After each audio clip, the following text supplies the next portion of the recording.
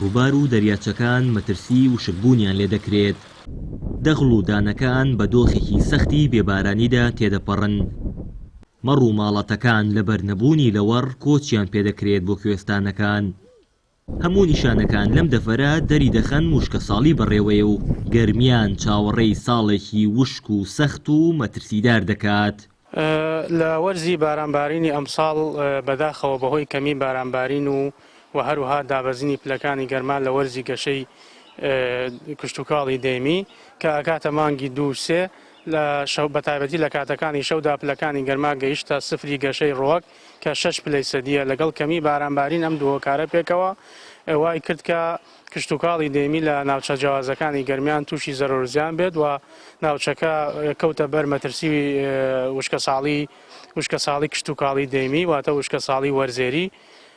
ئێمە پێشبینی دەکەین کە ئەم ساڵ لە زۆربەی ناوچەکانی گەرمیان وشکە ساڵی کشتتوکاڵی بێت لەبەرەوەی کە ئەو شەپۆلانەی کە لە دەریای ناوەڕاست و دەریای سوورەوە هاتن هەمووی تێکشون بەهۆی کاریگەری ئەو ناوچە پەستان بەرزە یەک لە دوایەکانی کە لە ناوچەکاندا دروستە بوو بەتایبەتی لە ئاسمانی گەرمیان و عێراق و چەند وڵاتێکی چواردەوری. بەهۆی کەمی بارانبارین لەم ساڵدا زەرەر و زیانێکی زۆر بەرزەویە کشتتوکاڵیە دەیمیەکان گەیشتووە کە نزیکەی لە 80 کۆی زەوی کشتتوکاڵی گەرمیان پێک دەهێن و بەتەنیا پشت بە باران دەبەستن. دۆخەکە بۆ جوتیاران قورسترە و بێئومێد بوون لە چنینەوەی بەرهەمی ئەمساڵ و زیانەکانیان بە سەدان ملیۆن دینار دەخەمڵێنرێت. وەڵای ئیمساڵ لە فەلاعەتە زۆر خەسارمان کردە ئێمە تقریبا لامایە ئیسا من خۆم 50-60 زۆنم وەشانە هیچ یعنی 12 ملیۆنە مەسرفمان کرا هیچ ئیسفادەی نی دەڕاستش درەوی ناک. دۆخی جوتیاران هەتا بڵێ خراپ خەڵکی وایە کیمیایی وە قەرز ئاوردە تۆمی وە قەرز ئاوردە ئەوەدا خەلەکەیشی نەبووە حسابخوا گەرە بچێ پارەی تۆ وینەکەی ئین جووتەکەیش بدە ئین کیمیایەکەیش بدات.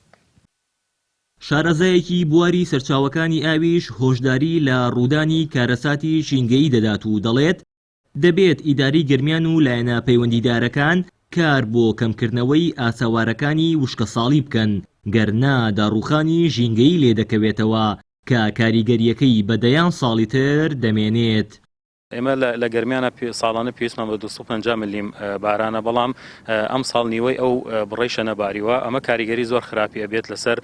کشتتوکاڵ لە ناوچەکە هەروەها لەسەر سەرچاوەکانی ئاو هەروەها لەسەر خاوەن ئاژەڵەکان بۆیە ئەمە کارەسات دروستەکە بە تایبەتی ساکە ئاوی ڕووباری سیروان بە ڕێژەیەکی زۆر دابەزیوە و ئەمە ئێستا کە وەرزی کۆکردنەوەی ئاوە ئاستەکە بەو شێوەی دابەزیوە ئایا لە هاوینا چی ئەکرێت بۆیە ئەمە ترسیەکان زۆر گەورەیە بۆیە پێویستە حکوومەتی هەرێمی کوردستان بە تایبەتی لەم ناوچەیە کە ئیدارەی گەرمیانە لەگەڵ لایەنە پەیوەنددارەکانە هەوڵ بدەن مەترسیەکانی بە تایبەتی لە ئێستاوە ئیش لەسەر کەمکردنەوەی مەترسیەکانی بکەن ئەمە کاریگەری ئەبێت لەسەر ساڵانی داهاتوو بۆ لەبەر ئەوەی ئاستی ئاو لەم ناوچەیە زۆر دابەزیوە ڕەنگە کاریگەریەکانی بۆ هاوینی داهاتوویش هەبێ لەبەر ئەوەی ئێمە پێویستمان بە ڕێژەیەکی زۆرە لە باران بۆ ئەوەی ئاستی ڕووباری سیروان بگەیتەوە ئاستی جارانی خۆی ئەمە ئاسەواری زۆر جێڵێ لە ڕووی کشتتوکاڵیەوە هەروەها لەسەر دەشتایەکانی گەرمیان لەسەر سروشتی گەرمیان بگشتیە. لە سەرەتای وەرزی بارانبارینەوە لە دەڤەری گەرمیان تەنیا 114 ملیم باران باریوە لە کاتێکدا دەبوایە زیاتر لە 300 ملیم باران بباریایە بۆ وژانەوەی مەترسی وشکە ساڵی. هەرچەندە 2 مانگ ماوە بۆ کۆتایی هاتن بە وەرزی بارانبارین بەڵام بەپێی وتەی شارەزایانی بوارەکە لە ڕووی زانستیەوە ناوچەکە تووشی وشکە ساڵی کشتتوکاڵی و کەشناسی و هایدرۆلۆجی بۆتەوە. هاوەر محەممەد کەناڵی پەیام گەرمیان.